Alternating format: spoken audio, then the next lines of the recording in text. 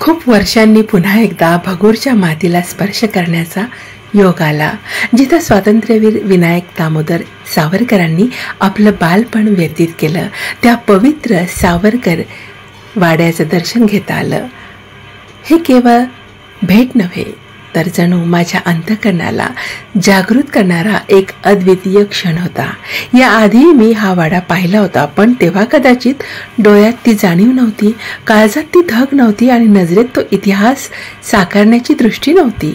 परंतु यावेळी स्वातंत्र्यवीर सावरकरांचं चरित्र, त्यांची विचारधारा, लेखन, कविता आणि राष्ट्रासाठी केलेले त्यांचे असामान्य त्याग यांचे मर्म मला उलगडलं होतं. त्यामुळेच हे स्थळ पाहताना हृदयात एक अद्भुत अशा गर्वाची लहर दाटून आली. अभिमान वाटला. सावरकर वाडा म्हणजे केवळ एक वास्तू नाही, तर क्रांतीची पाळण आहे. त्याच्या भिंतींमध्ये अजूनही त्या चिमुकल्या बाल सावरकरांचे निर्भय स्वप्न झुलत आहे. जिथे देशभक्तीची पहिली पालवी उमलली होती, त्या अंगणात उभं राहिल्यावर असं वाटलं जणू काळ स्वतः थांबून म्हणतोय, हीच ती जागा जिथून उठलं होतं स्वातंत्र्याचं वादळ.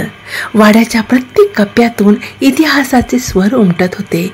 भिंतींना स्पर्श करताना त्या प्रत्येक दगडात मला क्रांतीची स्पंदनं जाणवली.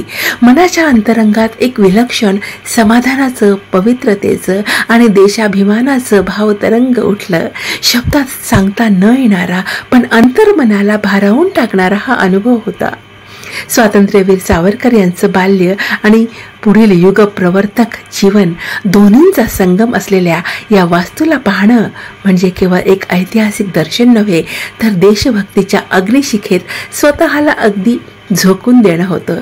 या वाड्याला भेट दिल्यानंतर जाणवलं, इतिहास पुस्तकात वाचता येतो, पण तो ज्याच्या अंगणात घडतो तिथं गेल्यावरच तो अनुभवता येतो. आणि हा अनुभव, हा अभिमान आणि ही प्रेरणा जीवनभर साथ देणारी ठरते. सावरकर वाडा तुझ्या पवित्र अंगणात उभं राहताना नकळत माझं मस्तक झुकलं आणि हृदयातून निघाले एकच शब्द, वंदे मातरम.